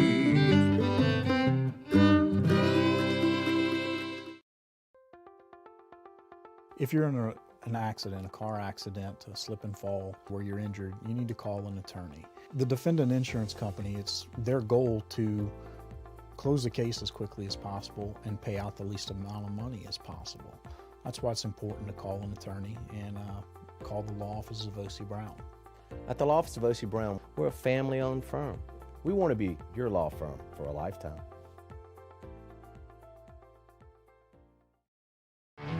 There it is, the extra mile, on the border of expected and extraordinary for those willing to go further, like vans customized for work or play, with safety and tech to keep you connected, supported by a 5-star sales, service, and finance team, and backed by the 1-star you know. So go the extra mile. It's never crowded, because so few have what it takes to go there. Mercedes-Benz Vans.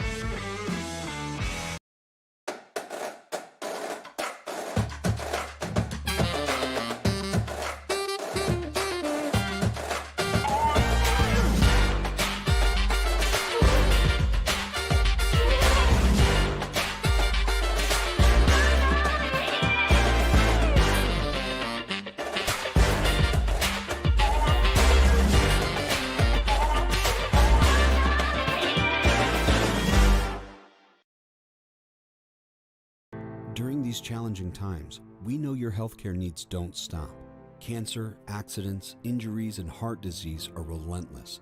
So we are relentlessly innovating to keep you safe, both virtually and in person, connecting you with providers remotely, advancing clinical spaces, providing rapid and accurate testing, social distancing, and certified cleaning protocols.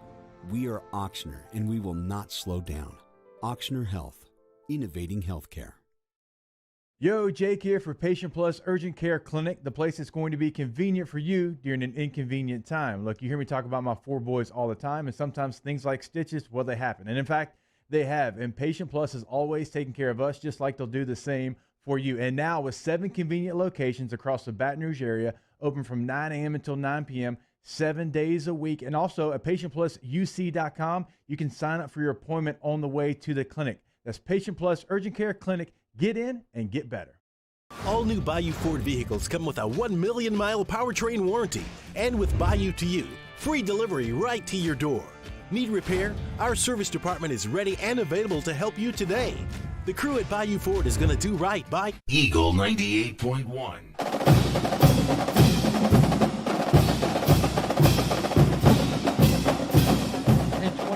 27. We got to check that. Lost. Promise you. We'll take, let's go back to the phone lines. Monique in Baton Rouge is next. Monique, welcome into the show. Hello, gentlemen. Hey, Monique. I would like to thank y'all for being here. I understand that, you make the time away from your family and with everything. It's awesome. I never thought that I would agree with Anna and say Richard is right. I can't believe this, about Tulane. I am matriculating on my 4th degree from Louisiana State University as a female and a Creole. And I received, are you ready for this one? Put your seatbelt on. A scholarship from Tulane. Strapped up? I'm working on it. A scholarship from Tulane. A partial scholarship and at $14,000 to attend that university. My parents, my daddy drove trucks for 60 years, and my mama was the Girl Scout lady, and they still would not have been able to afford that. How much? Right. But I was able to go to Louisiana State University, and they Go Tigers. My degree. Hey, none. I should have started off with Go Tigers, and thanks, Pocho. So they were able to somehow afford me to go to Louisiana State University to get a degree in architecture. What are you saying now, Hanny? Less than $14,000, I'm sure. Hold on, we ain't done yet. Stop a degree in construction management, a degree master's in engineering, and I'm working on my PhD. Go Tigers! Go Tigers! Go Tigers! Thank you, Monique. University. Yeah, thank you, Monique. Mm-hmm. See, that degree for the both of us. Yeah. It's paying off. Love it. This is like you're stirring at a pot. That's my peeps. Well, remember what the question was from Shane. It was about the coordinators. I think they're off to rocky starts. I think that they've gotten better over the 3 games. I liked the pacing better offensively tonight. That's kind of the key word is pace, but it does still need some work. You saw at times where Johnson was looking to the sidelines, gesturing, basically, hurry up, get the play in so that we can move at this tempo. Since the first week, I think they've decided that they had way too much going at the line of scrimmage, that they were putting too much on Johnson's plate, that the whole process of how they were calling plays and getting them in was going too slow, and they've gotten better. Do they still need to improve? Yes, they do. So, again, pacing. But you know what I did like tonight? Like the first play of the game, way down the field, the Butte. Yeah. I mean, I like it. I mean, I think it was a little bit more up pace. Should it be a little bit more? Yeah. But I like how they put the ball in Johnson's hand and they let him throw the ball down the field. And the pacing was I thought it was better. And defensively, you had so many miscommunications in game 1. You had one really bad one tonight, but you've cut down on them. So, again, rocky start. I think they've improved. They're getting. But, Charlie, before the game, before we go to the phones, before the game, now we sitting here and we're talking about Sunday. Before the game, what you know now, based on looking at the stats and everything, do you feel better now than what you thought you would feel after the game before you watched it? This was kind of an as expected for me. I thought that LSU would you have expected this against McNeese? Yeah. I would have expected more of this kind of a win against McNeese in the game against McNeese against Central Michigan. I would have expected it to be flip-flop. I thought LSU would win the game probably a little bit less than the number. The number, I think, finished at 19 and a half. I thought that they would win the game by like 17, something like 37 to 20. I laid you 19 and a half. Okay. You? Well, you win. Yeah. And so they end up winning by 28. But, again, you're not going to convince very many people of anything against Central Michigan. It's an as expected is about what you can go in realistically hoping for, no matter what happened tonight. All right. You don't go in there and you go, wow, look, they did blank against Central Michigan. It's not going to convince you of anything. It was like they were supposed to do this, they did it. Here's my question to everybody out there and you. It's 12:53. Okay. On a Sunday morning. I will tell you this. Before that game started, I feel better now than I thought I would after the game. Well, they won by 4 touchdowns. They were up by 4 touchdowns at the half. Yeah, they looked better. And Tonight the defense was an played, improvement. I mean, the defense played with excitement. They were rallying around the football. They played with energy. What we saw from the opening kickoff is a team that played with energy and excitement. We didn't see that against UCLA. Yeah, it was better. You didn't see it against better. McNeese. And you had again all these freshmen that are getting and making an impact. We had half a dozen. I mean, Deion Smith. Do you realize Deion Smith in the first 2 games, 1 reception for 13 yards? Right. He didn't even play against UCLA. Yeah, no. He comes out tonight and does what he did. They've been trying to get these guys out there. Malik Neighbors, for instance, has been injured. And if you listen to some of the reports off the practice field, he may be the best of the bunch, but he hasn't got a chance to play yet. But they're starting to get a chance to play these guys now. Brandon in Baton Rouge is next. Brandon, welcome into the show. Brandon? Hey, how y'all doing? Hey, Brandon. So I was curious, when Deion Smith caught his pass, and I don't think I heard anybody mention it earlier, but when he caught his pass on Central Michigan's 45-yard line, and then it was brought back to our 45-yard line. The TV announcers caught it, but apparently nobody that counted actually caught it. You're talking about after the review, right? Yeah. Yeah, it was a bad spot. But yeah, nobody caught it. No, it was not just it was a bad spot, Mr. Condon, but that was a 10-yard bad spot. No, I get it. That's a big difference, you know? It was supposed to be put on Central Michigan's 45, but it was put on LSU's. Right. Right. So how does that happen? How does nobody on the field catch that? That's a big difference than just a bad spot, a few inches here or there. Well, it'd be a lot bigger if it was against Alabama and it determined LSU losing a game or Auburn or whatever. But no, I understand. The point is, it's on TV. But we didn't know we were going to score. So what you're saying is, how does Coach O not challenge it or something? How does, not just Coach O, but that's everybody. That's the players. That's all the players. That's every player on our sideline. That's every damn coach we pay. That's the ref. Of course, we're not going to expect Central Michigan to call it, but that's everybody that could count, potentially. Well, you know what? It hurts a little bit less against Central Michigan because you won, but I get what you're saying. But I think in a bigger game, probably it wouldn't go down that way because the game wouldn't be on the SEC network. It'd be on CBS or whatever. It'd be prime time, and it'd probably get a little bit more play. I'm not excusing it. I get it. I understand what you're saying. Yeah. I mean, it's easier because we did score. Mm-hmm. But at the same time, it doesn't matter what network we're on. No, the point is you got to get it right. Somebody's got to be in a booth and they got to say, wait a minute, guys, we spotting the football wrong after the review. Yeah, well. I'm with you. I mean, but I don't understand. I've never, ever seen anything like that happen. Brandon, thank you for the call. Football history, So. We appreciate the call. Thanks. You're not ticked off, Charlie, about that? No? You can't continue to be this way back, Charlie. Sometimes you got to take a stance in life, my friend. Well, I'm not going to die on the 10-yard hill against Central Michigan in a 4-touchdown win. That's what I was trying to tell that gentleman. Okay. But still, what if it happens? Then against an Auburn, Alabama, or Kentucky. Then I'll be mad. Okay. Frank in Texas is next. Frank, welcome into the show. Hey, how y'all guys doing? Hey, Frank, how are you? Hey, Richard, you say you from New Orleans. What part of New Orleans you from? I grew up on Chippewa, 9th and Chippewa. A block off of Chapatulas. All right. My family from Algiers. Actually, my dad knew Charlie's old buddy, Jimmy Ott's family real well from Algiers. Well, hey, my mom at 81, man, trying to take care of her with Ida. She lives at Algiers Point in a condominium.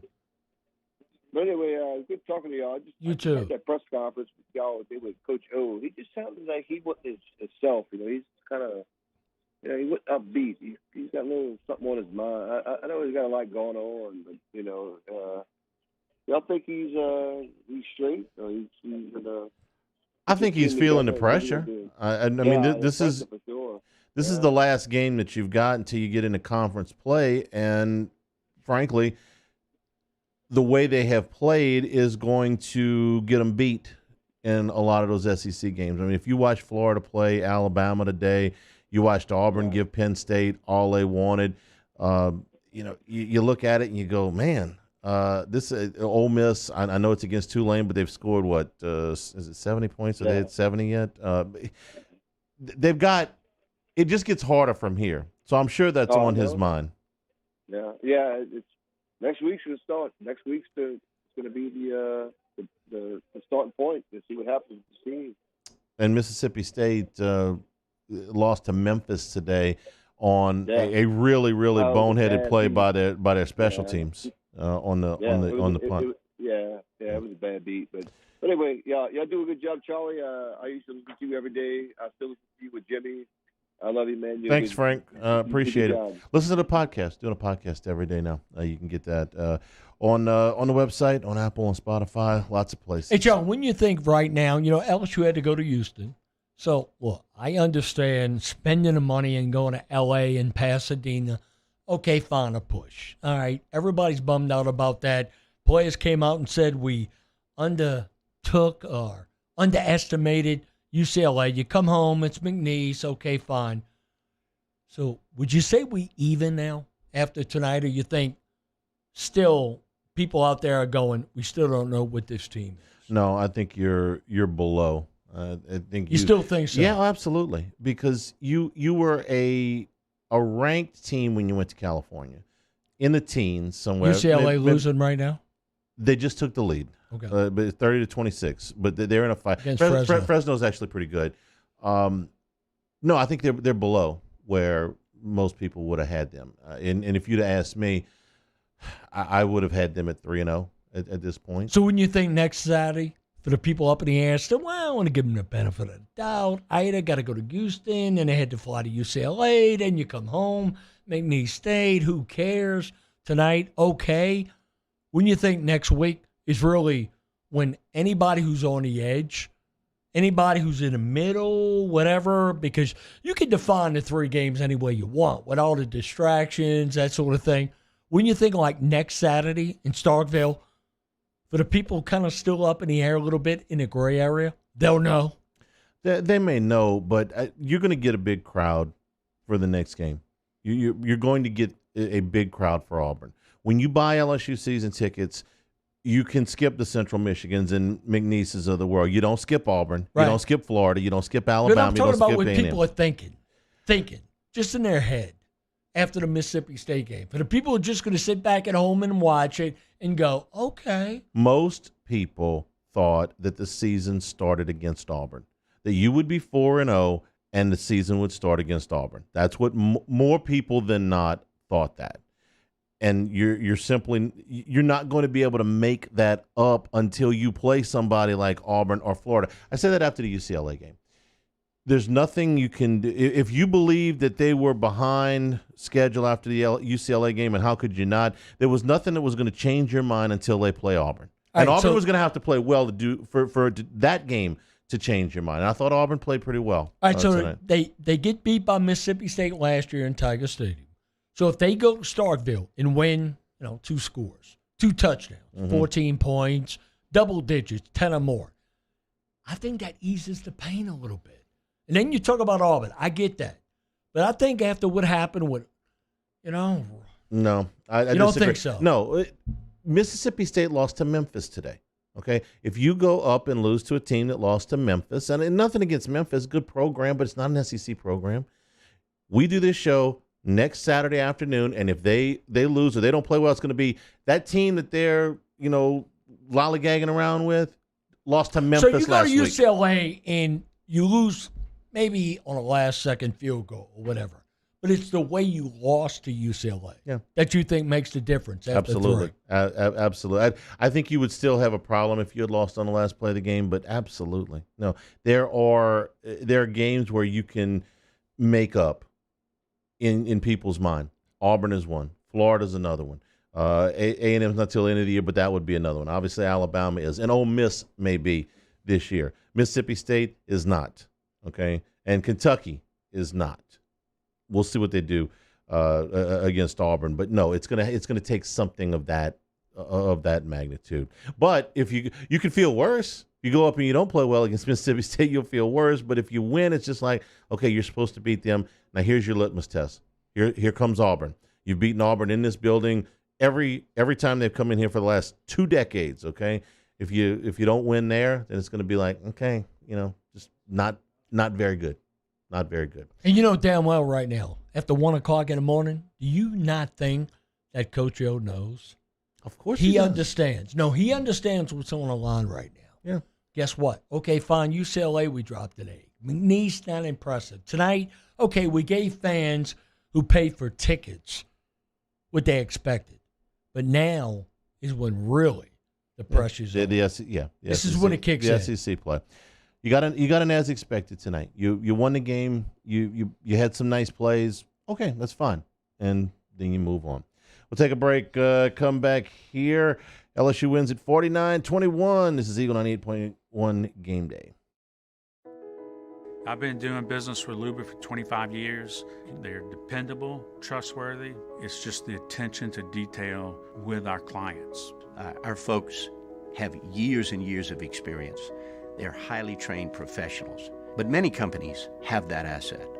What I'd like to think makes Luba a bit different is that we use those talents in a way that truly is dedicated to serving the needs of the folks who depend on us. Do you have or have you had COVID-19? Antibody screening or rapid molecular testing can tell you. Lake Urgent Care Lake After Hours offers both with results from molecular testing in minutes. Learn more at lakeurgentcare.com. ServiceMaster Elite create clean, disinfected work environments.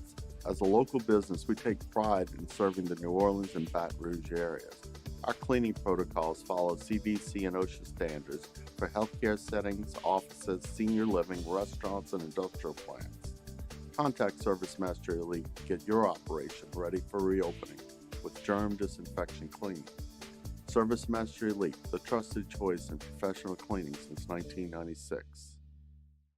Front to Back Boat Service has been family owned and operated for 30 years. And the Sherman family is NMEA certified. That's the National Marine Electronics Association at Front to Back. They are committed to improving the safety and technology of marine electronics through installer training, interface standards. And look, the fall and the winter, it's the perfect time to do that yearly maintenance you've been putting off. Get those parts you've been wanting. So schedule your appointment today at Front to Back, North Airway off of Airline Highway. At All-Star Toyota, you get it all. If you're in the market for an all-new Toyota vehicle, come see our friendly and knowledgeable sales team at All-Star Toyota. Located in Baton Rouge at the corner of Airline and Goodwood, we've been serving our community since 2005 by offering a large selection of new Toyota cars, trucks, and SUVs. Get behind the wheel of your dream car and take a test drive at All-Star Toyota today. Are you a licensed contractor? There's lots of good contractors in Louisiana doing work the right way, but unfortunately, too many unlicensed contractors are working outside the licensing requirements. Working as a contractor in Louisiana requires a license for the company doing the work. The Louisiana State Licensing Board for Contractors wants to help you get licensed to allow you to conduct work legally. It's not difficult to get the license. We can help you. Go to lacontractor.org for more information. Licensed contractors, it's the law. Gulf Coast Office Products is a nationally recognized Savin office equipment dealer based right here in Louisiana. Over 100 employees strong, Gulf Coast has the boots on the ground to support all vertical markets, from education, engineering, legal, and finance. With the latest in office technology, from desktop to production segment units, Gulf Coast and Savin have the perfect fit for you. Call 225-756-2644. That's 756-2644 for Gulf Coast Office Products. To the heroes who are working tirelessly to care for our communities, we thank you. We will never forget the countless hours you dedicated on the front lines, choosing to risk your own health to fight for our friends, neighbors, and family members. I mean, you guys are out on the front lines fighting it. We are grateful for your heroic acts and unwavering spirit. Together, we are overcoming this adversity and make our state healthier and more vibrant again. Ochsner Health.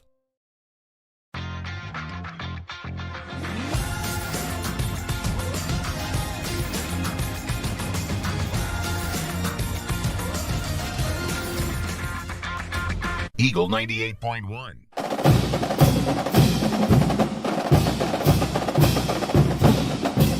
Eagle 98.1 Game Day Stat Check. Presented by Luba. Luba, genuine dependability. All right, here's your yardstick. Tigers 49-21 win. 23 first downs for LSU, 17 for Central Michigan. Total yards, 484 for the Tigers, 284 for the Chippewas. Passing, LSU 27 of 39, 400 yards even. Central Michigan 25 of 39, 228. Each team threw one interception. Rushing yards, neither team able to run the football tonight. LSU 24 carries for 84 yards, 3.5 yard average. 31 carries for 56 yards for Central Michigan, 1.8 yards. Tigers with 6 penalties for 57 yards, 2 for 20 for the Chippewas. And time possession favored Central Michigan 33-26, 33-02 to 26-58. Individually, Jacob Sermon, 17 of 24, a buck 56, a touchdown interception. Max Johnson, 26 for 35, 372, 5 touchdowns, only 1 interception. Garrett Nussmeier was 1 of 4 in his time in the game. LSU rushing, Corey Kiner, 12 carries for 74 yards and a touchdown, including that 26-yard run that had everybody kind of oohing and eyeing. Miles Bailey, 7 carries for 29 yards for Central Michigan. LSU receiving, Deion Smith, 5 catches, 135 yards and 2 touchdowns. Jack Besh also had 5 catches for 81 yards and a score. Devontae Lee had 5 catches for 47 yards and a touchdown. And Keyshawn Boutte, who they really made it a point to get the ball to early, and then they kind of spread it around a little bit more. 6 catches for 44 yards and a touchdown. Ja'Cory Sullivan, 5 catches, 114 yards, and a touchdown for Central Michigan. He was on the receiving end of that 78-yard coverage bust. Defensive stats, LSU's leading tackler tonight, Damone Clark. He had 6 tackles, 5 of them solo. Micah Baskerville also had 6. He had a tackle and a half for a loss. Bug Strong with 6 tackles, and Derek Stingley Jr. with 4 tackles tonight, 3 solo, and a tackle and a half for a loss. Greg Kresge, 6 tackles for them solo for Central Michigan. And that is your stat check for tonight. Come back, give you scores on what is going on in the rest of college football. Game balls all still to come before we punch out here. LSU wins at 49-21. This is Eagle 98.1 Game Day. It's no secret. The best oysters in Baton Rouge are at Jolie Pearl Oyster Bar. Enjoy mouth-watering South Louisiana flavor and oysters from all over the country.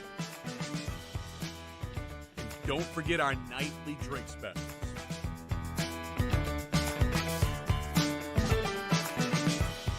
Jolie Pearl Oyster Bar, located in downtown Baton Rouge.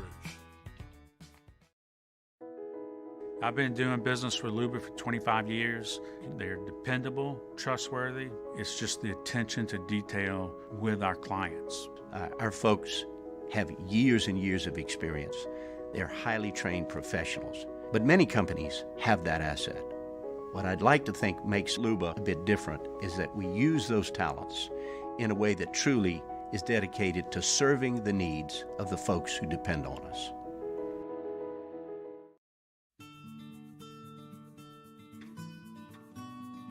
This is a house call. This is a follow-up appointment. This is a diabetes checkup. This isn't just more convenient care, it's more advanced care.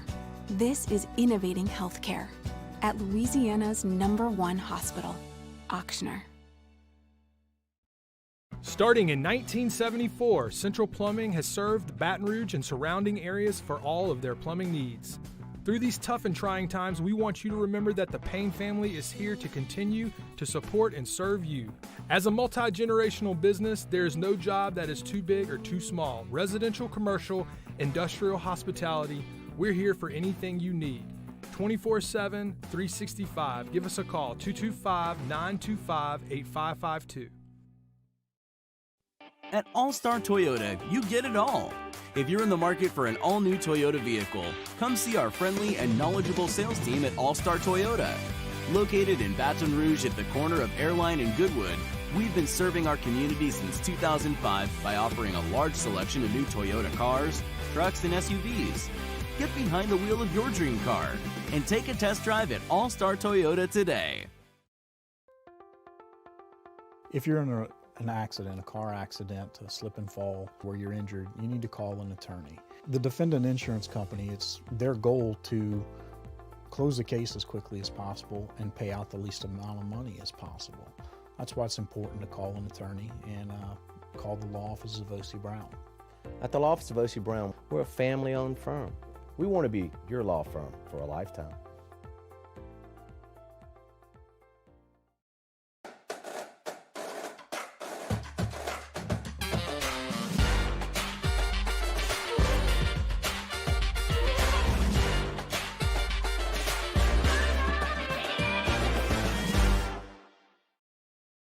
Do you have or have you had COVID-19? Antibody screening or rapid molecular testing can tell you. Lake Urgent Care Lake After Hours offers both with results from molecular testing in minutes. Learn more at lakeurgentcare.com. At All-Star Toyota, you get it all. If you're in the market for an all-new Toyota vehicle, come see our friendly and knowledgeable sales team at All-Star Toyota. Located in Baton Rouge at the corner of Airline and Goodwood, we've been serving our community since 2005 by offering a large selection of new Toyota cars, trucks, and SUVs. Get behind the wheel of your dream car and take a test drive at All-Star Toyota today. Make this Eagle 98.1.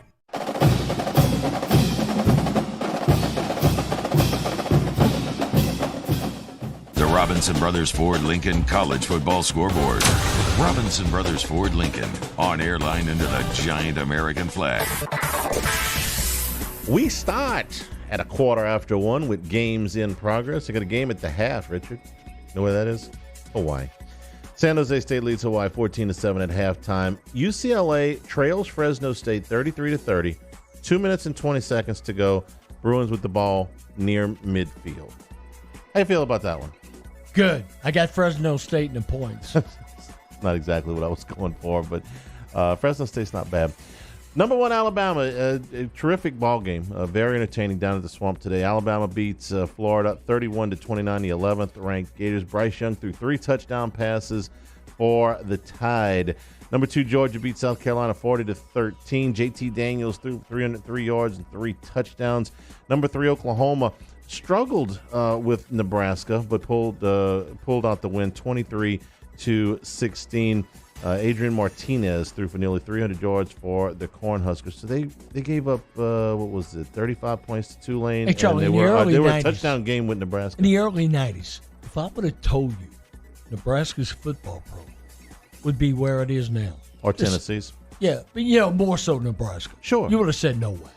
You just think that they would be good forever. Oklahoma-Nebraska was when I was growing up, was the biggest game in college football. I mean, year in, year out. Thanksgiving Day. In the 80s. I mean, Turner Gill. I don't remember the Johnny Rogers game, okay? I'm too young for that.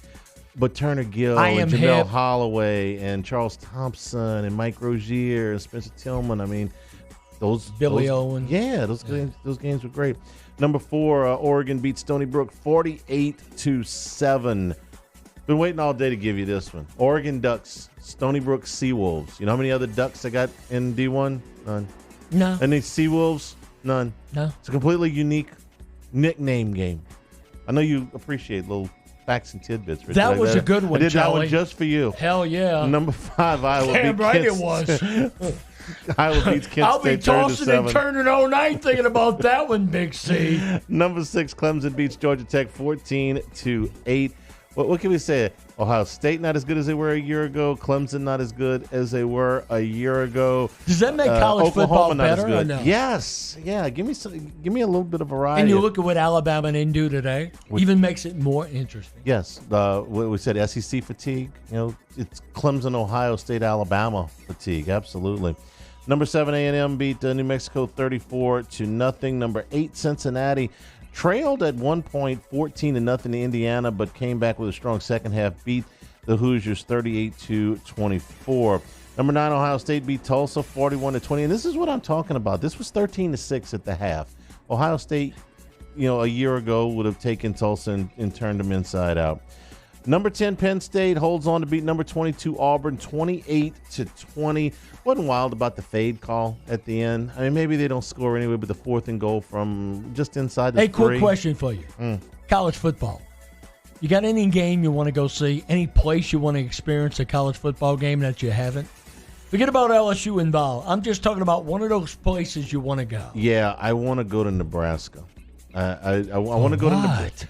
I want to go to Nebraska because they've sold the place out every game since 1971. You get Omaha Steak sent to your house. I know, but I know people in Nebraska. I would like to go see a game in Nebraska. I want to go whiteout. Yeah, that would be, and I want to go to the Army-Navy game. That too. One of these years. By the way, Sean Clifford, 28-32 today. For a guy whose numbers were very similar to Bo Nix, Clifford had himself a night. Number 12, Notre Dame beat Purdue 27-13. It was number 14, Iowa State over UNLV 48-3. Brock Purdy threw 3 touchdown passes. West Virginia upset number 15, Virginia Tech 27-21. Coastal Carolina beat Buffalo 28-25. Number 17, Ole Miss beats Tulane 61-21. It was 40-21 at the half. Matt Corral threw 3 touchdown passes for Ole Miss. Number 23, BYU beat number 19, Arizona State 27-17. Number 20, Arkansas beat Georgia Southern 45-10. Number 21, North Carolina over Virginia 59-39. Michigan State beat number 24, Miami 38-17. It was an impressive performance by Michigan State in that fourth quarter. Really held up in the heat, the humidity, all of those conditions, and really just wore Miami out. Number 25, Michigan beat Northern Illinois 63-10. Kentucky survived Chattanooga 28-23. Missouri over Southeast Missouri 59-28. Tennessee shut out Tennessee Tech 56-0. Western Michigan beat Pittsburgh 44-41. Pittsburgh went to Knoxville and beat Tennessee last week. Lose at home to Western Michigan this week. Syracuse over Albany 62-24. Boston College over Temple 28-3. Army over UConn 52-21. That was painful. That was a backdoor cover by UConn. They get in on a 4th and goal from the 3 with a minute to go and get in underneath that the 34-point spread. Minnesota shut out Colorado 30-0. This is another one of those week-to-week things. Colorado last week should have beaten A&M. I mean, they out-physicaled them, had every opportunity. This week, Minnesota goes in and blows the doors off. I mean, just really, really physically dominated that game. Kansas State beat Nevada 38-17. SMU on the finish of the day, 33 yards. Are we calling it Hail Mary if it's 33 yards? Last play of the game from the 33-yard line? Last play, yeah. Okay. Yeah. Karams off of... Inside the 10, no. Karams off the scrum, and SMU catches it for the winning touchdown. Way to go, Mustangs. 39-36. Rutgers beat Delaware 45-13. Eastern Michigan over UMass 42-28. Baylor over Kansas 45-7. Miami of Ohio over Long Island 42-7. It was USC over Washington State 45-14. Caden Slovis left this game very, very early. Hit what they call an upper body injury. Jackson Dart. You know who Jackson Dart is at the beginning of the day? No. Today? I had no idea. USC's backup quarterback. Comes in. I'm wondering about how Caden's doing. Throws for 391 yards and 4 touchdowns. Wake Forest over Florida State, 35-14. First time Florida State has opened up 0-3 since 1976. But Charlie, in the season opener, didn't they think that Florida State was back? I don't know about in a loss. The effort they gave, yes, they did. They liked Mackenzie Milton rallying the team, and he did not play very well today. Memphis beat Mississippi State 31-29. A really bad mental error by Mississippi State on the final punt return for Memphis. They went to try to bat it out of the end zone, and they thought that the ball was down. Memphis picked it up and ran it back for a touchdown, and Mississippi State thought that the play was dead. Duke beat Northwestern 30-23. It was Wyoming over Ball State 45-12. Colorado State beat Toledo 22-6. Cal over Sacramento State 42-30. Washington beat Arkansas State 52-3. Bowling Green over Murray State 27-10. Florida Atlantic beat Fordham 45-14. UTSA over Middle Tennessee 27-13. Liberty beat Old Dominion 45-17. East Carolina over Marshall 42-28. Texas Tech over Florida International 54-21. It was Troy over Southern Miss 21-9. Houston over Grambling 45-zip. San Diego State beat Utah 33-31. UAB over North Texas 40-6. NC State over Furman 45-7. Utah State over Air Force 49-45. It was Stanford over Vanderbilt 41-23. Texas shut out Rice 58-zip. UL Monroe won today 12-7 over Jackson State. South Alabama beat Alcorn 28-21. And Oklahoma State nipped Boise 21-20 up on the Smurf turf. And Northern Arizona beat Arizona 21-19. And that is your college football scoreboard. Game balls are next. Eagle 98.1 Game Day. Yo, Jake here for Patient Plus Urgent Care Clinic, the place that's going to be convenient for you during an inconvenient time. Look, you hear me talk about my 4 boys all the time, and sometimes things like stitches, well, they happen. And in fact, they have. And Patient Plus is always taking care of us, just like they'll do the same for you. And now with 7 convenient locations across the Baton Rouge area, open from 9 a.m. until 9 p.m., 7 days a week. And also at PatientPlusUC.com, you can sign up for your appointment on the way to the clinic. That's Patient Plus Urgent Care Clinic. Get in and get better. Front to Back Boat Service has been family owned and operated for 30 years. And the Sherman family is NMEA certified. That's the National Marine Electronics Association at Front to Back. They are committed to improving the safety and technology of marine electronics through installer training, interface standards. And look, the fall and the winter, it's the perfect time to do that yearly maintenance you've been putting off. Get those parts you've been wanting. So schedule your appointment today at Front to Back, North Airway off of Airline Highway. This isn't just another day. It's so much more. Kelly's life was put on hold when her auctioneer primary care doctor discovered a rare blood disorder. Her doctor connected her to an auctioneer care team of cancer, heart, and kidney specialists. With multiple primary care locations around Baton Rouge, same-day appointments, and online scheduling, we're relentless about keeping you healthy. Auctioneer Baton Rouge, innovating healthcare for Kelly.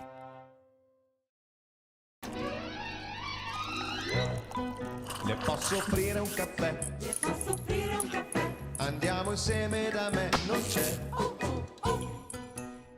Call Mr. Electric today for electrical repairs, upgrades, and installations.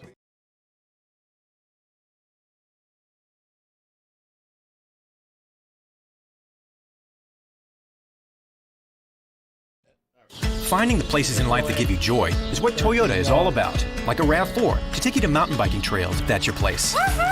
Or a sporty Camry to take you to your favorite weekend spots. Yes, to the theater. Just don't fall asleep. What, me? So no matter where you find your joy, Toyota can take you there. Right now, get $500 customer cash on a sophisticated new 2021 Highlander. Toyota, let's go places. Visit Toyota.com for details. Offers available in select states and 10-4-21. Market declines, unemployment, oil prices. Today's headlines can be scary. Your Edward Jones financial advisor can help. They'll work with you to help you understand the impact of short-term events and how to be positioned for the long term. Edward Jones provides tools for a reasoned, disciplined approach to investing. Don't let headlines derail your long-term financial strategy. Call or visit your local Edward Jones office. In Plaquemine, Kyle Robichaux. In Central, Chris Choke. In Denham Springs, Scott Landry. And in Baton Rouge, Tex Morris. Edward Jones, making sense of investing. Member SIPC. The Sterling Automotive Group is all about selection, service, and savings. You can always find a great deal at one of the 12 locations throughout Acadiana. Shop 10 new car brands and over 2,000 new and pre-owned cars, trucks, and SUVs. Locations in Lafayette, Broussard, Opelousas, Crowley, and Jennings. Online anytime. Save at sterling.com. Hi, this is Bobby Hebert for Louisiana Dental Center. For over 40 years, you have trusted us to take care of your family's dental care. And we've always had the safety of our patients and our employees as a top priority. Now more than ever, we want you to know that you're in good hands. Whether it's an emergency or just a routine teeth cleaning, when you visit Louisiana Dental Center, you'll stay well and stay safe. Louisiana Dental Center, your dental home team. We'll see you today. To the people of Louisiana, we at Buick GMC and our dealers are here to stand with you. We know the importance of keeping in touch with loved ones, so impacted owners can push the OnStar button and get emergency support with available OnStar Crisis Assist services and complimentary data. Push your blue OnStar button to connect. See your Bayou Buick GMC dealers. Service is not offered in all situations and provided by OnStar at its sole discretion. Limited time offer for current eligible GM owners. Residency restrictions apply. Eagle 98.1.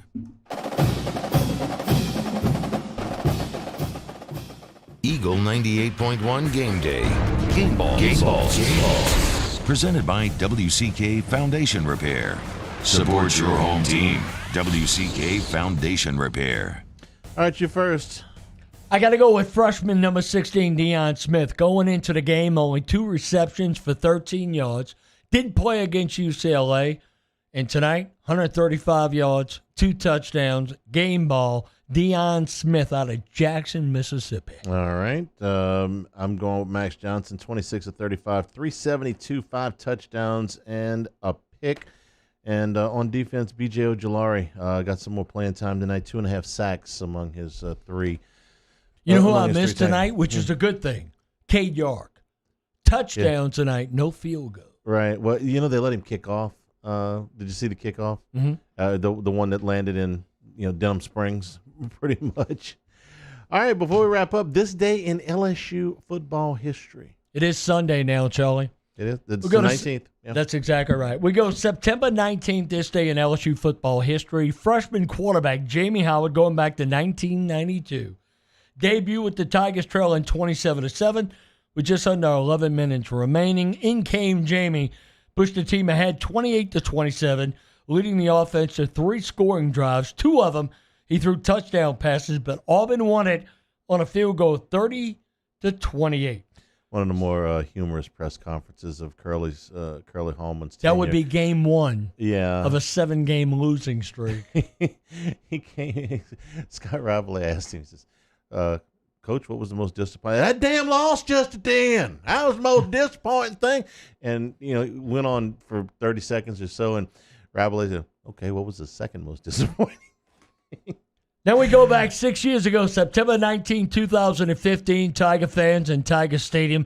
Damn it, it was hot. It was all Leonard Fournette. He rushed for 228 yards in Tiger Stadium as a sophomore. The Tigers won 45-21, but a touchdown run from 29 yards out is probably the most electric run I've ever seen from an LSU running back from 29 yards out. Here it is 6 years ago today.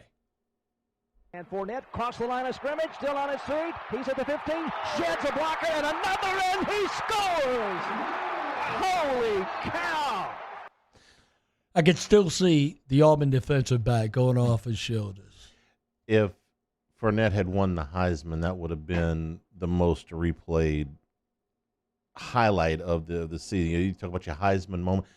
When he left the stadium that day, he was the Heisman favorite, and that was going to be the play that was run over and over again. And, of course, when they played Alabama, things changed. But that day, he was superhuman. But, you remember, I think it was LSU's first drive that day, or second drive. You remember he broke open? Yeah. And got caught around a 10 or whatever. He got caught up in the But, man, what a game. traffic. Yeah. I mean, he had everybody talking that day. He left that stadium, and everybody thought he was going to win the Heisman, including us on the postgame show.